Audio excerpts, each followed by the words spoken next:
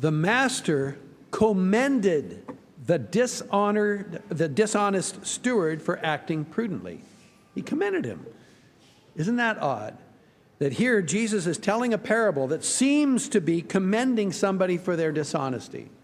So like a lot of parables, you have to kind of step back. Oh, okay, what's going on here? The man is a steward, which means he has an employer who's wealthy enough to hire someone just to manage his finances and his properties, all his resources. Now the steward has a responsibility then to speak in the name of the master. So he can conduct business and sign contracts. I mean, he's a very trusted individual. But word gets back to the master that the steward is squandering his money, which could be embezzling funds. That's probably what the case is. So the master demands an accounting from the steward before he fires him, because you can no longer be my steward. Now, if it was today, you'd be escorted out the door right away. Pack up your things, put them in a box, and we're going to have our security walk you out. And then they do the prosecution later. But this is a story that Jesus is telling, so the steward still has time to do a little bit of business to kind of plan for his future. So what's he do? He calls in those who owe money, as we just heard in the gospel, and reduces their debt dramatically. Now, how does he do that? Well, maybe he had a handling fee, a processing fee that was big, and he just took away his fee thinking they'll be nice to me when I am out of work, and they'll say, hey, you did me a solid, so yeah, you can come work with me. So it might be that. He may be reducing just the interest, but it's the master's interest. But still, he's bringing in quicker money, even though it's not the full amount. And so the debtor, he has ulterior motives there, mostly to be taken in or make sure the debtors are inclined to perhaps hire him.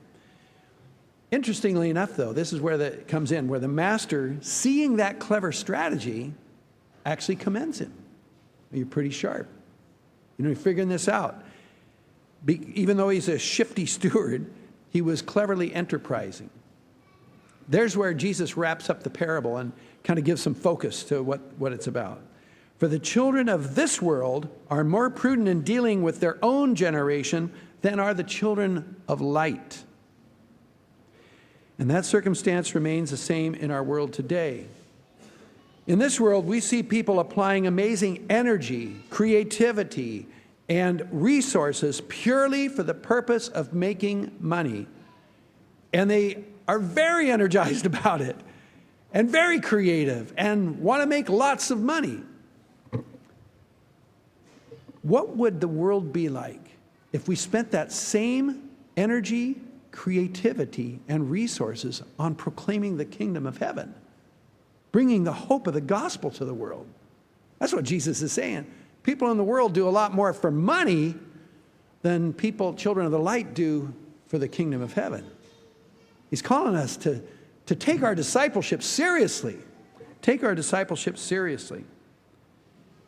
And it's also recognizing that, like the steward had responsibility for the master's goods, so we're called to be stewards and have responsibility for the gifts that God gives us. How do we use them wisely? How do we utilize all the gifts? Because when you think about it, everything we have is a gift. It's pure gift. Our lives, our resources, our abilities, our families, our planet. It's all a gift from God. And frankly, it's not even ours to keep, it's ours to use for the time being. You really, really don't own it. Because at the end of this life, in this world, we're going to be interested in it. So it's not an eternal gift. We should be focused on the eternal gifts and recognize these are temporary. They're really God's, and He places them in our care to use them. That's what the work of a steward is. So how do we need to ask ourselves, how do I manage, how do I utilize the gifts that God has placed in my care, or our care, collectively as a parish or as a broader church? One way to think about this is from this perspective. If you want to know what your values are, what your priorities are, what's most important, then just look at how do I spend my time and how do I spend my money. That's a really quick way. A cursory look at your personal calendar, your bank ledger, will give a lot of information about what matters to you. How do you spend your time? How do you spend your money? How much priority do you give to spending time with God or caring for His people, especially those who are in the greatest need? How do you spend your time? How do you spend your money? It's a question we need to ask ourselves on a regular basis. So let's look at various aspects of our lives and ask those questions. And I tell you, I need to do this myself. I do it, periodically, or something comes up and it causes me to ponder different things. And how am I using these gifts that God has given to me? Money. Of course, I need to provide for myself.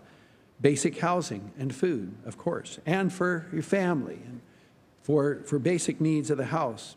Charity begins at home. That's our fundamental mission, especially for families, is to further, the proclamation of the gospel, care and feeding and well-being of children. But then we have to ask ourselves, well, how much do I really need just for me and my family? Do I look beyond my household to other needs out there where I can help in a real way? Do I support organizations that do that good work? Or do I support organizations that help proclaim the gospel and bring the hope of the gospel of Jesus Christ into the world? Time. Let's look at time. Every one of us gets the same 24 hours a day. How do you spend your 24 hours? How do I spend my 24 hours? Do I make time for God every day in prayer or spiritual growth? Do I prioritize my family as the key relationships in my life? Do I make the time for people who would most benefit from my presence or skills or abilities? Do I make time to be of service to others? Let's think about our health. Do I take good care of myself? Do I realize a reason for that is the healthier I am, the more I can give of myself to others. My health impacts my ability to be available to my family, to my friends, to apply myself more diligently at work and my life mission. In fact, am I aware of my life mission? That God has a plan for each and every one of us, and God has called me to proclaim the gospel in my particular circumstances. Am I conscious that I'm on mission for the Lord? Let's look at talents and skills.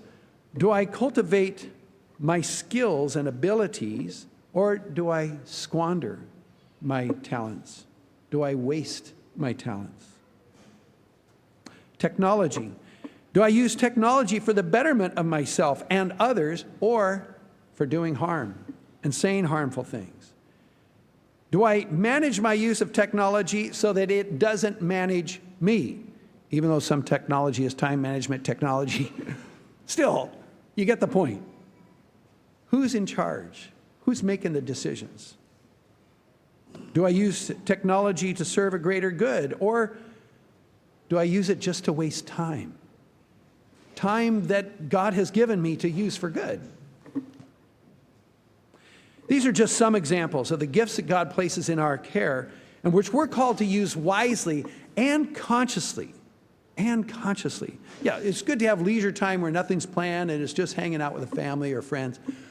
But still, that's a conscious decision, making that leisure time a priority. Everything we do should be, we're making decisions in our lives of how to use the gifts that God has given to us. To use them wisely, judiciously. How do we use those gifts in our relationship with Jesus Christ? And focus those needs and those priorities on Christ. The gifts are not my gifts for me alone. They're gifts given to me by God to use for God's purpose. That's what it means to be a steward, a good steward, not like the one in the gospel. So let me conclude with one of my favorite quotes, which defines sin and virtue, but it really is apropos to what we're talking about today. And this is from a 4th century monk, an abbot St. Basil the Great speaking to his monks, but it speaks just as true to us today. Here's what he writes, or speaks actually to his monks in his instruction. This is the definition of sin: to misuse the misuse of powers given us by God for doing good, a use contrary to God's commandments. On the other hand, virtue, the virtue that God asks of us, is to use the same powers based on good conscience, in accord with God's commands. Let me say that one more time to conclude. This is the definition of sin: the misuse of powers given us by God for doing good, a use contrary to the commandments. On the other hand, the virtue that God asks of us is the use of the same powers based on good conscience, in accordance with God's commands.